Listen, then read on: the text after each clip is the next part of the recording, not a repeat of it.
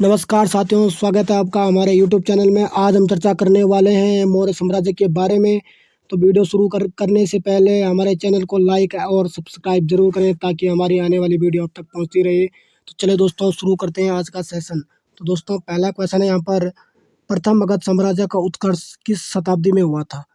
तो किस शताब्दी में हुआ था? 6ठी शताब्दी में हुआ था। अगला क्वेश्चन है दोस्तों यहाँ पर, मगध साम्राज्य का वास्तविक संस्थापक कौन था?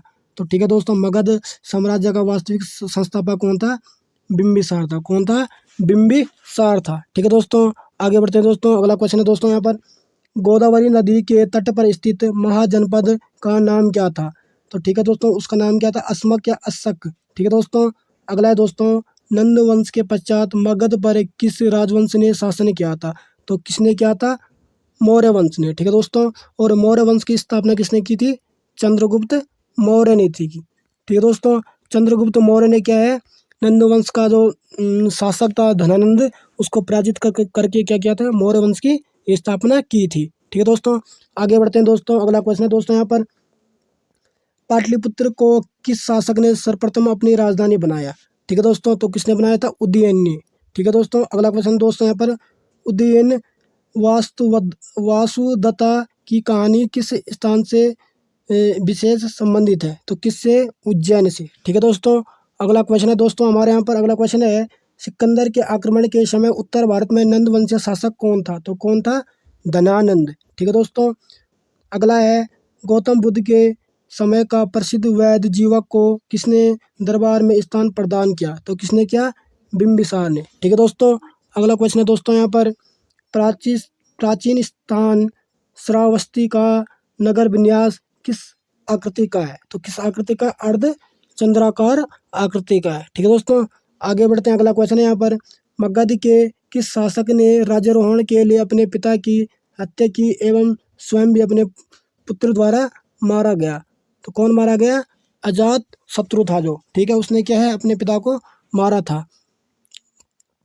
आगे बढ़ते हैं दोस्तों। अगला क्वेश्चन है यहाँ पर, सिकंदर एवं पोरस की सेनाओं के मध्य किस नदी के तट पर युद्ध हुआ था? ठीक है दोस्तों, जो सिकंदर और पोरस की सेनाओं के बीच जो युद्ध हुआ था वो किस नदी के तट पर हुआ था? झेलम नदी के तट पर हुआ था। ठीक है दोस्तों, अगला क्वेश्चन है दोस्तों, किस शासक को परशुराम का दूसरा अवतार कहा जाता है? तो किसको कहा जाता है? महापद्मानंद को। ठीक है दोस्तों, ये महापद्मानंद क्या है? नंद वंश का संस्थापक था। ठीक है दोस्तों, आगे बढ़ते हैं दोस्तों। अगला क्वेश्चन है दोस्तों,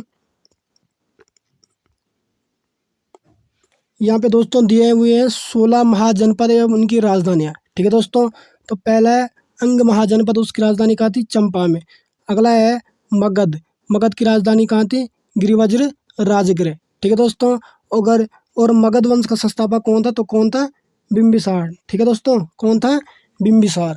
अगला क्वेश्चन है दोस्तों यहाँ पर, अगला है यहाँ पर मल्ल, मल्ल की राजधानी कहाँ थी? कुशीनारा या पावापुरी में। ठीक है दोस्तों, अगला है काशी महाजनपद, उसकी राजधानी कहाँ थी? वाराणसी। अगला है कौशल महाजनपद, उसकी कहाँ थी? श्रावस्ती अयोध्या में। अगला है पांचाल, उत्तरी कहाँ, उसकी राजधानी कहाँ थी? उत्तरी पांचाल में। ठीक है दोस्तों, अगला क्वेश्चन है दोस्तों यहाँ पर, कुरु महाजनपद, इसकी राजधानी कहाँ थी? इंद्रप्रस्थ में। ठीक है दोस्तों, अगला है वजी, वजी की कहाँ थी? विदेया मिथिला में। ठीक है दोस्तों, अगला है मत्स्य महाजनपद, उसकी कहाँ थी? विराटनगर जयपुर में। अगला है वत्स, उसकी कहाँ थी? कौशाम्बी इलाहाबाद में। ठीक है दोस्तों, अगला महाजनपद है दोस्तों यहाँ पर सूरसेन, तो सूरसेन की राजधानी कहाँ थी? मथुरा में। अगला है चेदी, चेदी कहाँ थी? सोथीवती या सुक्तिमती में। ठीक है दोस्तों, अगला है दोस्तों यहाँ पर अस्मक, अस्मक महाजनपद, उसकी राजधानी कहाँ थी? पोतन या पोटली में। अगला है अवंती, अवंती की कहाँ थी दोस्तों? उत्तरी अवंती में। ठीक है दोस्तों, अगला है गांधार महाजनपद, उसकी राजधानी कहाँ थी? तक्षशिला पाकिस्तान में। ठीक है दोस्तों, और लास्ट यहाँ पर दिया हुआ दोस्तों महाजनपद कम्बोज, कम्बोज की राजधानी कहाँ थी? हाटक राजपुर कश्मीर में। ठीक है दोस्तों, तो दोस्तों आगे बढ़ते हैं दोस्तों। अगला क्वेश्चन है दोस्तों यहाँ पर, हर्यक वंश का अंतिम शासक कौन था? तो कौन सा? नाग दशक। ठीक है दोस्तों, अगला है उज्जैन का प्राचीनतम नाम क्या था? तो क्या था? अवंतिका। ठीक है दोस्तों, अगला क्वेश्चन दिया गया है दोस्तों यहाँ पर, सिकंदर की मृत्यु कहाँ हुई थी? तो कहाँ हुई थी? बेबीलोन में 323 ईसा पूर्व में। ठीक है दोस्तों, अगला है, ग्रीक लेखकों ने किस शासन का उल्लेख अग्रमीज एवं जैंद्रमीज नाम से क्या कि तो किसका क्या था, धनानंद का। ठीक है दोस्तों, तो चलिए दोस्तों आगे बढ़ते हैं दोस्तों। अगला अगला क्वेश्चन है दोस्तों यहाँ पर मौर्य साम्राज्य। दोस्तों अब मौर्य साम्राज्य स्टार्ट हो गया, अब इसके बारे में जानेंगे। ठीक है दोस्तों, पहला क्वेश्चन है बृहद स्तर पर केंद्रित प्रथम भारतीय साम्राज्य स्थापित किया गया था। तो किसके द्वारा किया गया था, चंद्रगुप्त मौर्य के द्वारा किया गया था। ठीक है दोस्तों, और चंद्रगुप्त मौर्य ने क्या है, धनानंद को पराजित कर क्या है, मौर्य वंश की स्थापना करी थी। ठीक है दोस्तों, आगे बढ़ते हैं। अगला क्वेश्चन है यहाँ पर चाणक्य के बचपन का नाम क्या था। तो चाणक्य के बचपन का नाम क्या था, विष्णुगुप्त। और चाणक्य का एक अन्य नाम भी क्या है, कौटिल्य। ठीक है दोस्तों, तो इसको भी याद रखना। ठीक है दोस्तों, कभी कभी एग्जाम में पूछ लिया जाता है कि कौटिल्य किसका नाम है, तो कौटिल्य भी क्या है, चाणक्य का ही नाम है। ठीक है दोस्तों, अगला क्वेश्चन है सेंड्रोकोडस नाम से चंद्रगुप्त मौर्य की पहचान किसने की थी। तो किसने की थी, सर्वप्रथम विलियम जोन्स ने। तो दोस्तों एग्जाम में कई बार पूछा जाता है कि क्या है, सेंड्रोकोडस के नाम से चंद्रगुप्त के मौर्य की पहचान सर्वप्रथम किसने की थी, कि तो किसने की थी, विलियम जोन्स ने करी थी। ठीक है दोस्तों, आगे बढ़ते हैं। अगला क्वेश्चन है यहाँ पर चंद्रगुप्त मौर्य का विशिष्ट रूप से वर्णन किस ग्रंथ में मिलता है। तो किसके ग्रंथ में मिलता है, विशाख दत्त के ग्रंथ में मिलता है। और विशाख दत्त ने की पुस्तक कौन लिखी, मुद्रा राक्षस। कौन लिखी, मुद्रा राक्षस। ठीक है दोस्तों, ये किसकी कृति है, मुद्रा राक्षस, तो किसकी है, विशाख दत्त की। ठीक है दोस्तों, आगे बढ़ते हैं दोस्तों। यहाँ पे टिप्पणी दी हुई, इसको पढ़ लेते हैं। कौटिल्य द्वारा अर्थशास्त्र शासन के सिद्धांतों से संबंधित पुस्तक है। ठीक है दोस्तों, जिसमें मुख्य रूप से राजनीतिक एवं आर्थिक नीतियों पर प्रकाश डाला गया है। ठीक है दोस्तों, अगला क्वेश्चन आगे बढ़ते हैं। बुलंदी बाग नामक प्राचीन स्थान कहाँ स्थित था। तो कहाँ स्थित था, पाटलिपुत्र में। ठीक है दोस्तों, अगला क्वेश्चन है दोस्तों यहाँ पर मैकियावेली के प्रसिद्ध ग्रंथ द प्रिंस की तुलना किससे की जा सकती है। तो किससे की जा सकती है, कौटिल्य का अर्थशास्त्र। ठीक है दोस्तों, आगे बढ़ते हैं दोस्तों। अगला क्वेश्चन यहाँ पर पाटलिपुत्र में स्थित चंद्रगुप्त का महल मुख्यतः किससे निर्मित था। तो ठीक है दोस्तों, किससे, लकड़ी का। ठीक है दोस्तों, पाटलिपुत्र में जो चंद्रगुप्त मौर्य का जो महल था वो क्या, लकड़ी से निर्मित था। ठीक है दोस्तों, आगे बढ़ते हैं। अगला क्वेश्चन है दोस्तों सेलुकस, जिसे अलेक्जेंडर द्वारा सिंध एवं अफगानिस्तान का प्रशासक नियुक्त किया गया था, को किस भारतीय राजा ने पराजित किया। तो किसने किया था, चंद्रगुप्त मौर्य ने सेलुकस निकेटर क्या है, पराजित किया था। ठीक है दोस्तों, वो जो सेलुकस था वो क्या, अलेक्जेंडर फ्लेमिंग का क्या था, वो था क्या बोलते उसको, सेनापति था। क्या था, सेनापति। ठीक है दोस्तों, ठीक है दोस्तों, क्या था, सेनापति।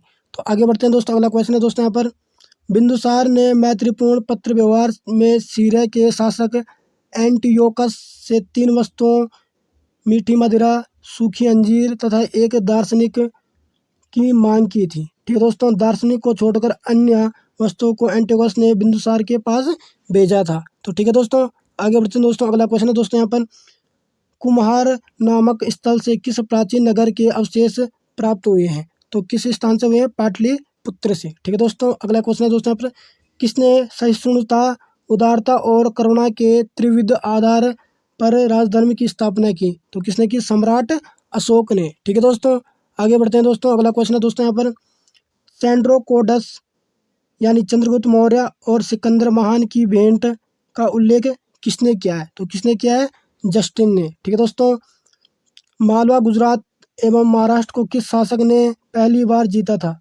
तो किसने जीता था, चंद्रगुप्त मौर्य ने। ठीक है दोस्तों, आगे बढ़ते हैं दोस्तों। अगला क्वेश्चन है दोस्तों यहाँ पर तो दोस्तों यहाँ पे दिया हुआ है मौर्यकालीन तीर्थ यानी अधिकारियों के बारे में। ठीक है दोस्तों, मौर्य काल में सबसे उच्च स्तर के अधिकारी तीर्थ कहे जाते थे। ठीक है दोस्तों, यानी मौर्य काल में जो सबसे बड़े स्तर के जो अधिकारी होते थे उनको क्या है, तीर्थ कहा जाता था। अर्थशास्त्र के अनुसार इनकी संख्या 18 है। ठीक है दोस्तों, जो चाणक्य की जो पुस्तक अर्थशास्त्र में उनका उसमें क्या है, इनका उल्लेख किया गया है, और जिसमें उनकी संख्या कितनी बताई गई है, 18 बताई गई है। तो ठीक है दोस्तों, आगे चलते हैं दोस्तों। अगला क्वेश्चन है दोस्तों यहाँ पर मौर्यकालीन अधिकारी पौतवाध्यक्ष पौतव अध्यक्ष का मुख्य कार्य क्या था? तो क्या था? माप तौल का कार्य था। ठीक है दोस्तों, आगे चलते दोस्तों। अगला क्वेश्चन दोस्तों, किस मौर्य दक्कन की विजय शासक ने प्राप्त की थी? ठीक है दोस्तों, पूछ रहा है किस मौर्य शासक ने क्या है, दक्कन को जीता था। तो किसने जीता था? चंद्रगुप्त मौर्य ने जीता था। ठीक है दोस्तों, अगला क्वेश्चन है दोस्तों यहाँ पर, यह किस अभिलेख से प्रमाणित किया जाता है कि चंद्रगुप्त मौर्य का प्रभाव पश्चिम भारत पर था? ठीक है दोस्तों, तो किस अभिलेख से जाना जाता है? रुद्रादामन के जूनागढ़ का अभिलेख जो है उससे यह जाना जाता है कि क्या है, चंद्रगुप्त मौर्य का क्या पश्चिम भारत पर भी क्या है, प्रभाव था। ठीक है दोस्तों, आगे बढ़ते हैं दोस्तों। अगला क्वेश्चन है यहाँ पर, चंद्रगुप्त मौर्य ने अपने जीवन के अंतिम दिनों में श्रवणबेलगोला चले गए, जहाँ उन्होंने जैन विधि से उपवास पद्धति के द्वारा प्राण त्याग गए। ठीक है दोस्तों, कभी कभी एग्जाम में क्वेश्चन पूछा जाता है कि चंद्रगुप्त मौर्य ने अपना अंतिम समय कहाँ बिताया था? श्रवणबेलगोला कर्नाटक में। ठीक है दोस्तों, श्रवणबेलगोला कहाँ है? कर्नाटक में, और यहीं पर क्या उपवास के दौरान उनकी क्या है, मृत्यु हो गई थी। ठीक है दोस्तों, अगला क्वेश्चन है दोस्तों यहाँ पर, मगध साम्राज्य में रज्जुक किसे कहा गया है? ठीक है दोस्तों, तो किसे रज्जुक किसे कहा गया? मौर्य शासन में भूमि मापक अधिकारी को। ठीक है जी दोस्तों, मौर्य शासन में क्या है, जो भूमि मापने वाला अधिकारी जो होता था उसको क्या है, रज्जुक कहा जाता था। ठीक है दोस्तों, आगे चलते हैं। अगला क्वेश्चन है दोस्तों यहाँ पर, ब्राह्मी लिपि की प्रथम पहचान किस पर उत्कीर्ण अक्षरों से की गई है? तो किस पर की गई? पत्थर की पट्टियों पर। ठीक है दोस्तों, अगला क्वेश्चन है दोस्तों हमारे यहाँ पर, सम्राट अशोक का शिलालेख शाहबाजगढ़ी से प्राप्त हुआ है, यह स्थान कहाँ स्थित है? तो यह स्थान कहाँ अभी स्थित है? पेशावर, पाकिस्तान में। ठीक है दोस्तों, अगला क्वेश्चन है, अशोक के शिलालेखों में प्रयुक्त भाषा कौन सी है? तो ठीक है दोस्तों, जो अशोक के शिलालेख हैं उनमें क्या है, किस भाषा का प्रयोग किया गया है? तो उसमें क्या है, प्राकृतिक भाषा का प्रयोग किया गया है। ठीक है दोस्तों, आगे बढ़ते हैं। अगला क्वेश्चन है यहाँ पर, अशोक ने बौद्ध होने के बाद भी हिंदू धर्म में आस्था नहीं छोड़ी, इसका प्रमाण किससे मिलता है? ठीक है दोस्तों, ठीक है, अशोक क्या है, बौद्ध धर्म का अनुयायी था, फिर उसने क्या हिंदू धर्म के में आस्था, अपनी आस्था को नहीं छोड़ा था। ठीक है दोस्तों,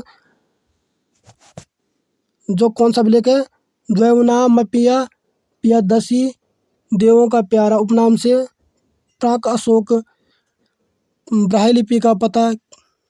ठीक है दोस्तों, तो ये वाले इसमें। ठीक है दोस्तों, अगला क्वेश्चन है, प्राक अशोक ब्राह्मी लिपि का पता किस स्थान से चला है? तो किस स्थान से चला है? श्रीलंका स्थित अनुराधापुर से। ठीक है दोस्तों, अगला क्वेश्चन है दोस्तों यहाँ पर, सारनाथ स्तंभ का निर्माण किसने करवाया था? तो ठीक है दोस्तों, सारनाथ स्तंभ है उसका निर्माण क्या है, अशोक ने करवाया था। ठीक है दोस्तों, अगला क्वेश्चन है यहाँ पर, अगले क्वेश्चन की ओर बढ़ते हैं हम, भारतीय उप महाद्वीप का प्रथम शासक कौन सा था जिसने अभिलेखों के माध्यम से शासनादेश जारी किया? तो कौन था दोस्तों? अशोक। ठीक है दोस्तों, सबसे ज़्यादा अभिलेख किसके हैं? अशोक के ही पाए गए हैं। ठीक है दोस्तों, आगे बढ़ते हैं दोस्तों, वह कौन सा स्तंभ है जिसमें अशोक ने स्वयं को मगध का सम्राट बताया? तो दोस्तों ब्रावो स्तंभ जो है राजस्थान में, उसमें क्या है, अशोक ने स्वयं को क्या है, राजा बताया है। ठीक है दोस्तों, आगे बढ़ते अगला क्वेश्चन है, ब्राह्मी लिपि में लिखे अशोक के शिलालेखों को सर्वप्रथम जेम्स प्रिंसेप ने पढ़ा था। ठीक है दोस्तों, तो सर्वप्रथम अशोक के शिलालेखों को किसने पढ़ा था? जेम्स प्रिंसेप ने पढ़ा था। ठीक है दोस्तों, अगला क्वेश्चन है, अशोक के किस अभिलेख से दम महामात्रों की नियुक्ति की सूचना मिलती है? तो पांचवें बृहद शिलालेख से क्या है, दम महामात्रों की नियुक्ति की सूचना हमें मिलती है। ठीक है दोस्तों, अगला क्वेश्चन है दोस्तों, गुर्जरा लघु शिलालेख कहाँ स्थित है? तो कहाँ स्थित है? मध्य प्रदेश के दतिया जिले में। ठीक है दोस्तों, अगला क्वेश्चन है यहाँ पर, मौर्य काल में भूमि कर जो कि राज्य की आय का मुख्य स्रोत था, ठीक है दोस्तों, किस अधिकारी द्वारा एकत्रित किया जाता था? ठीक है दोस्तों, यानी जो मौर्य काल में जो क्या है, जो भूमि कर वसूल करता था जो अधिकारी, उसको क्या कहा जाता था? उसको कहा जाता था सीता अध्यक्ष। ठीक है दोस्तों, अगला क्वेश्चन है दोस्तों यहाँ पर, मध्य प्रदेश स्थित सांची के स्तूप का निर्माण किस मौर्य शासक ने करवाया था? तो किसने करवाया था दोस्तों? अशोक ने क्या है, मध्य प्रदेश के सांची के स्तूप का निर्माण करवाया था। आगे बढ़ते हैं दोस्तों, अगला क्वेश्चन यहाँ पर,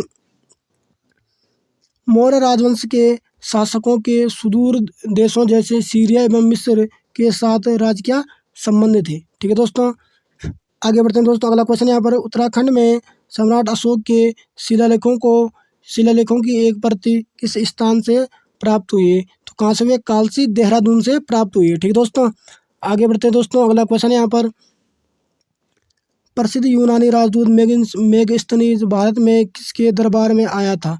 तो ठीक है दोस्तों, जो मेगास्थनीज है वो किसके शासनकाल में भारत आया था?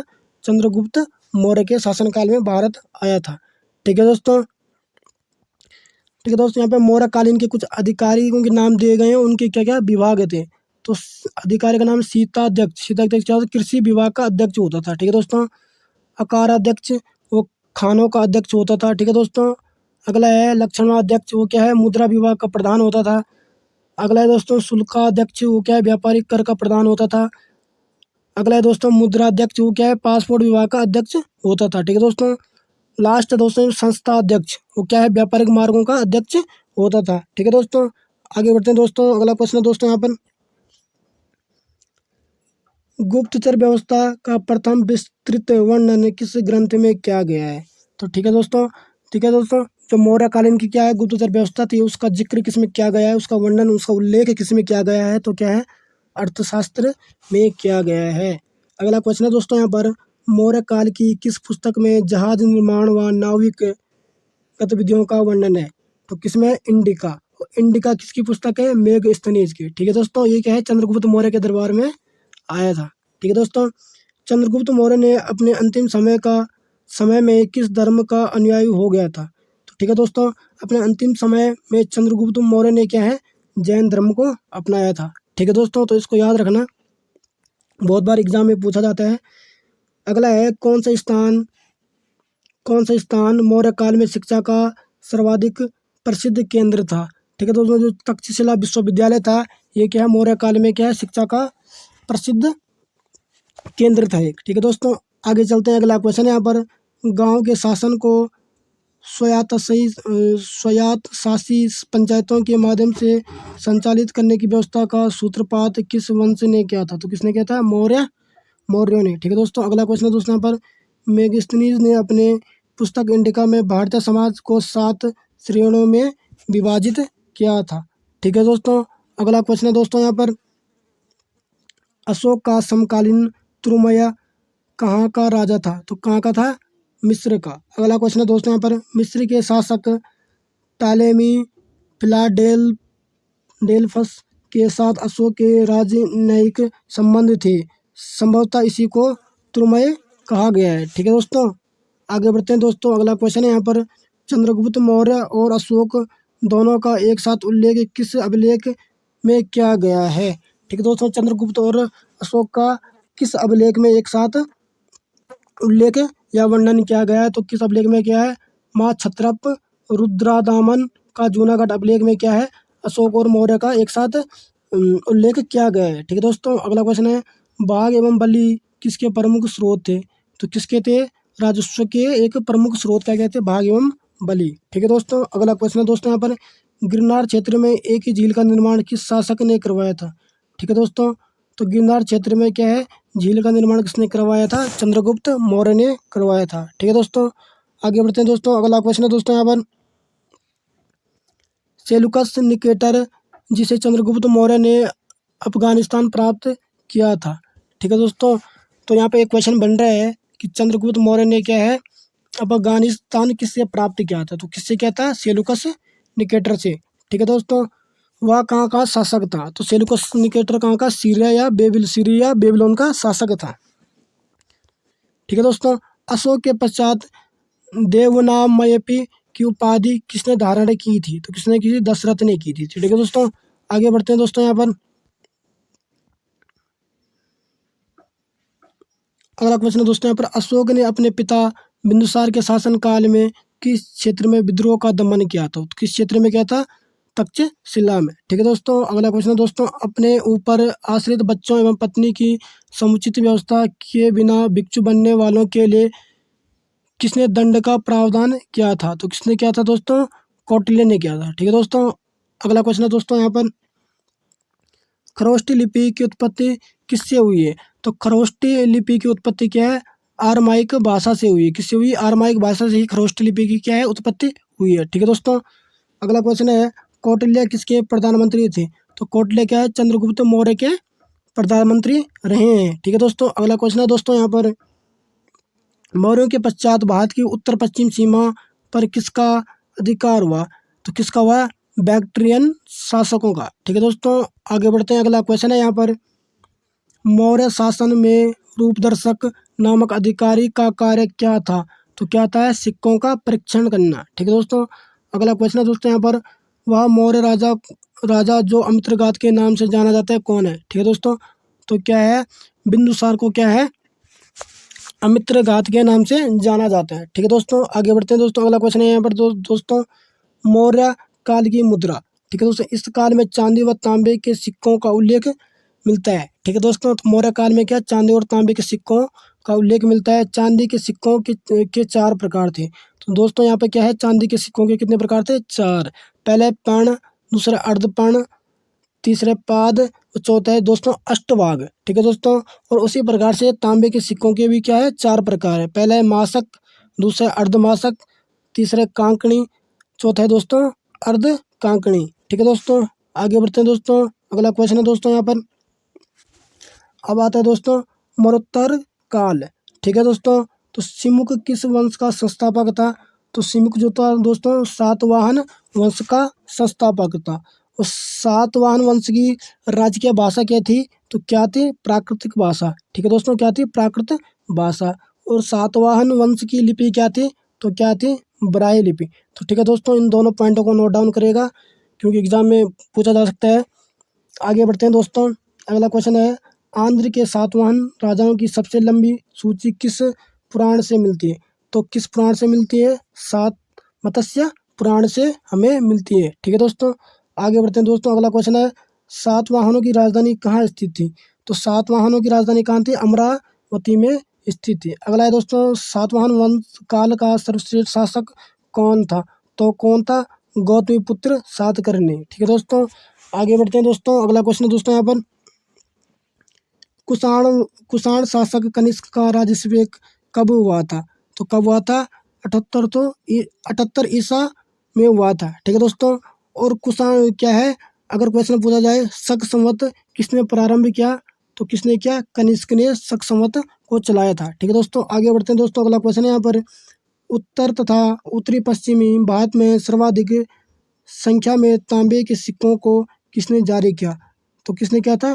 कुषाणों ने। ठीक है दोस्तों, आगे बढ़ते हैं दोस्तों। विक्रम एवं शक संवत में कितने वर्षों का अंतर है? तो कितने वर्ष? 135 वर्षों का अंतर है विक्रम एवं शक संवत में। ठीक है दोस्तों, आगे बढ़ते हैं। अगला क्वेश्चन है हमारा मौर्यों के बाद दक्षिण भारत में सबसे प्रभावशाली राज्य कौन था? तो कौन था? सातवाहन। ठीक है दोस्तों, आगे बढ़ते हैं दोस्तों। शुंग वंश के बाद किस वंश ने भारत पर राज्य किया? तो किसने किया था? कण्व वंश ने। ठीक है दोस्तों, आगे बढ़ते हैं। कनिष्क को किस चीनी जनरल ने पराजित किया था? तो किसने किया था? पान चाउ जो था उसने क्या है? कनिष्क को क्या है? पराजित किया था। ठीक है दोस्तों, अगला है किस वंश के साम्राज्य की सीमाएं भारत के बाहर तक फैली हुई थी? तो किसकी? कुषाण वंश की। ठीक है दोस्तों, आगे बढ़ते हैं। अगला क्वेश्चन है हमारा विक्रम संवत कब से प्रारंभ हुआ? तो कब से हुआ? 5700 ईसा पूर्व से शुरू हुआ था। ठीक है दोस्तों, आगे बढ़ते हैं। अगला क्वेश्चन है हमारा कलिंग नरेश खारवेल किस वंश से संबंधित है? तो किस वंश से? खारवेल चेदी वंश से संबंधित है। ठीक है दोस्तों, अगला है प्रथम ईरानी शासक कौन था? तो कौन था? डेरियस प्रथम। ठीक है दोस्तों, अगला क्वेश्चन यहाँ पर अफगानिस्तान में स्थित बामियान किस लिए प्रसिद्ध था? तो किस लिए प्रसिद्ध था? बुद्ध की विशाल प्रतिमा के लिए। ठीक है दोस्तों, अगला है यहाँ पर किसके सिक्कों पर मातृ देवी उमा का नाम मिलता है? तो कुषाण शासक जो थे उनके सिक्कों पर क्या है? मातृ देवी उमा